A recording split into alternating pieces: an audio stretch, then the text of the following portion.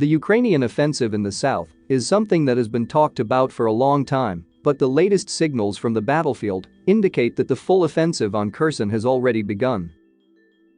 While the Russian military is still looking for a breakthrough in the Donbas as the Ukrainian forces are getting ready to retake this major city.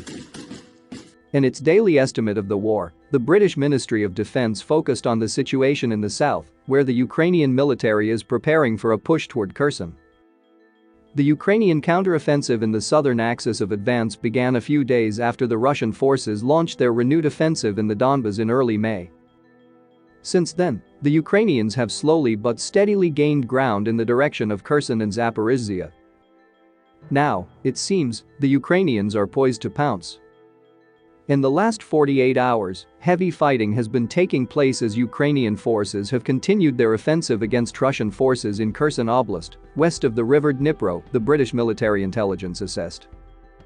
Russia is likely attempting to slow the Ukrainian attack using artillery fire along the natural barrier of the Ingulets River, a tributary of the Dnipro. Simultaneously, the supply lines of the Russian force west of the Dnipro are increasingly at risk, the British Ministry of Defence added. Over the past few weeks, Ukrainians have been expertly using the high-mobility artillery rocket systems and other multiple launcher rocket systems they have received from the US and NATO. About 25 such weapon systems have been delivered or will be delivered to Ukraine to strike at Russian ammunition depots, logistical targets, and command and control hubs. More recently, the Ukrainians have been using the HIMARS to target the Antonivsky Bridge, the only road that links Kherson with the rest of Russian-occupied Ukraine in the east. Should the Ukrainians destroy the bridge, the Russian forces in Kherson would be trapped.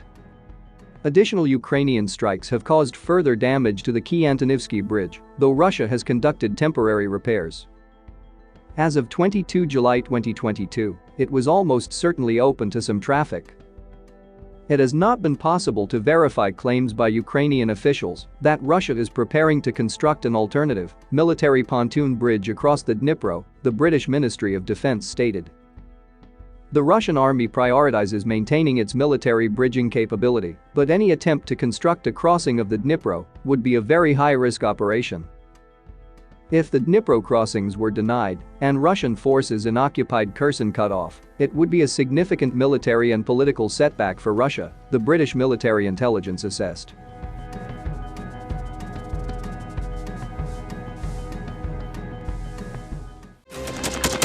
Thanks for watching, and don't forget to subscribe.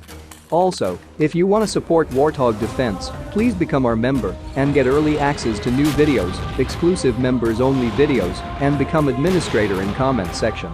The membership link is in the description. Rescues every day. We had a guy last week at 6 rescues in 6 days. He's doing the job every day.